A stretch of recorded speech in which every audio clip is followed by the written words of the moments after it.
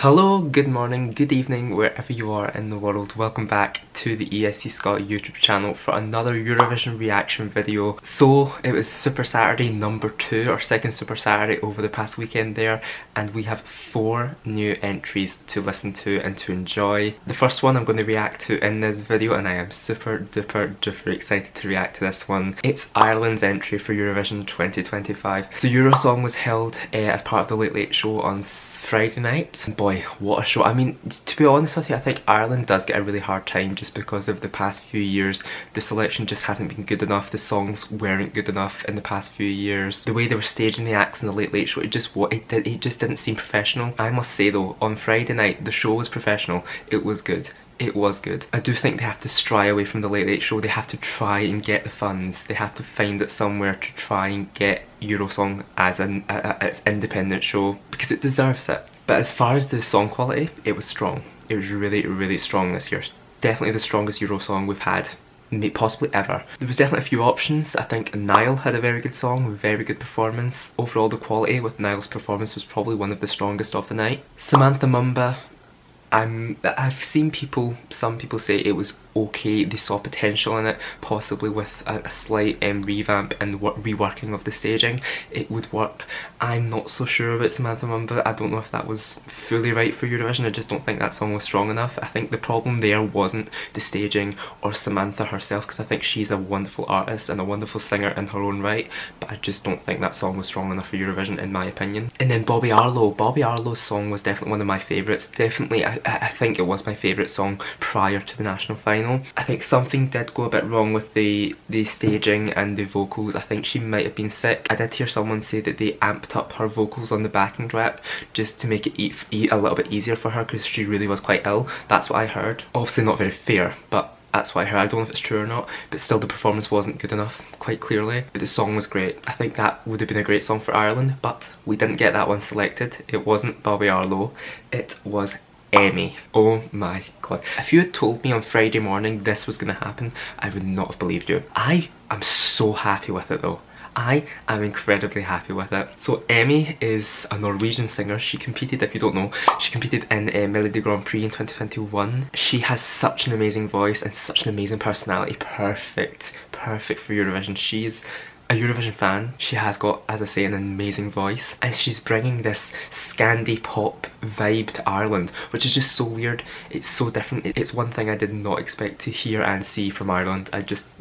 Honestly, I can't believe it, to be honest. So I won't lie, I have seen this performance, but I'm going to try and take a little deep dive, more of a deep dive into the performance, try and analyse it a little bit more. So what I'm going to do is react to the performance, analyse, tell you what do I think has to change for Eurovision. Do I think this can qualify, and if I do, how well do I think it can do in the final? Now before I click play on Laika Party, please remember to like this video and subscribe to the channel for more reactions like this one.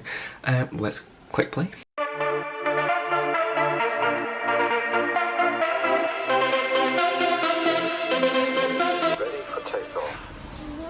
Yeah, the first thing I want to point out is the outfits. I love them. I know not everyone will. The composers, all Norwegian, one Irish. Her voice is, let me just pause this one sec. Her voice is stunning. Her voice is incredible. It's the song that sounded most like the studio track on the night, which is also, I think, one of the reasons why the jury really liked this as well. The international jury, I think, had this second, and then the Irish jury had this first. So that just says something, that the Irish jury had this first. An Irish jury favoured a Norwegian artist over 5 Irish ones. But her voice is stunning. It's so good.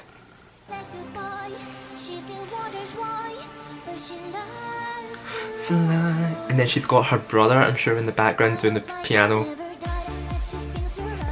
And now she has a party in the air and always will. It's a bop. It is a bop. A certified bop. Laika is alive. Yeah, it's Eurovision. It is the most Eurovision song I think we have so far. 100%. And when I say Eurovision, I mean quite the stereotype that people see with Eurovision. This is what I think people will associate it with.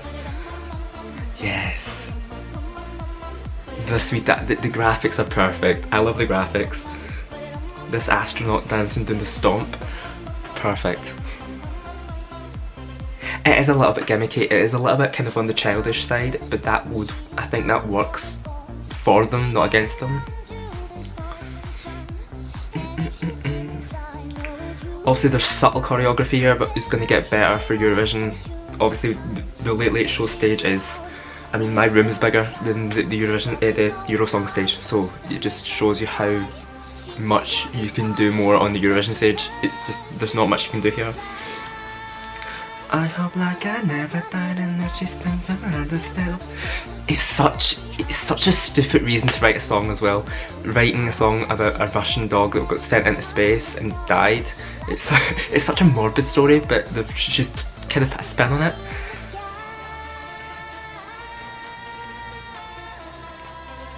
Like a party in the sky. She's got such a good voice. It sounds like the studio track. Bum bum ba-da-dum bum bum bum bum bum. Oh, it's so Euro dancey. It's so, yes. Not everyone will love this. I know not everyone will love this, but this is my cup of tea. Like a party in the sky.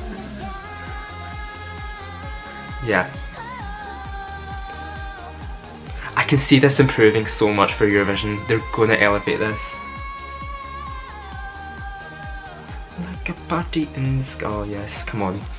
Bum bum ba-da-dum bum bum bum bum bum ba-da-dum bum bum bum bum. Come on. Emmy. Emmy, Emmy, Emmy, Emmy. Yeah, I'm a fan. I said it once, I'll say it again. I don't think everyone will love this. It's quite cliche. I will say it's quite cliche. It's very niche. But there are people out there that will love this. I know, I saw it on Twitter yesterday, people were really going for this. This was the last song that was performed on the night. There were so many people saying, this is gonna win, this is gonna win, this is definitely gonna win. And it shot up in the odds like in the last 5 minutes before the voting, and I can see why. I just also want to say this before I talk about its qualifying chances. Just hypothetically, imagine last year didn't happen. Imagine like if Ireland withdrew last year and they just did not compete and we'd never had Bambi Thug, we didn't have that 6th place, it never happened. The last time that we were at Ireland were at Eurovision was with Wild Youth in 2023 with that god-awful song. So Ireland's reputation at Eurovision was god awful. Bambi Thug didn't happen. That wasn't that hypothetically it didn't happen. And imagine Ireland, they took a year out and they came back in 2025 raring to go, ready to select an entry with Eurosong. And remember, Bambi Thug didn't happen. And that was selected. And that was our selection of songs.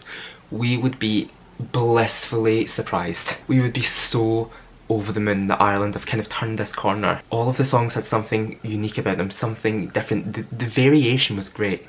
I think they were so good this year. The songs they selected were perfect. And imagine, hypothetically, Bambi Thug did not happen and Laika Party was chosen for 2025. People would be going off their nut. This song is perfect. It's so good for Ireland at this point. I think it's definitely, it's a step in the right direction. Bambi Thug got 6th. Great. Ireland turned a corner.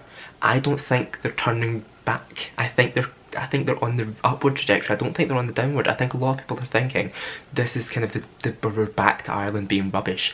No. No. Like, look at Wild Youth. What was her name in 2019 with that 22 song? Oh my god. Oh my god, we have turned a corner. Ireland have turned a corner. I mean, Maps was nowhere on par with this. It just wasn't. We have to realise that Ireland have really put some effort in. They have made some really big improvements, some changes that have improved the quality of Eurosong. Therefore, it's going to improve the quality of the results at the show in Basel. It's going to happen. So let's talk about the qualifying chances for Emmy, Laika Party. This is 100% qualifying. It's in a televote only semi-final. It's in semi-final 2, I'm sure, in the first half. So I can almost guarantee as well. I did tweet this when Emmy won. I was like, I'm pretty sure they're going to make her open the semi-final. Either that or they're going to have her in like the 7th, 6th spot in the semi-final. And if she does qualify, the hope that she gets drawn for the first half of the grand final and then she'll be put first for the grand final in the running order. That's what I think is going to happen. This song is a perfect opener for the semi-final. It just is.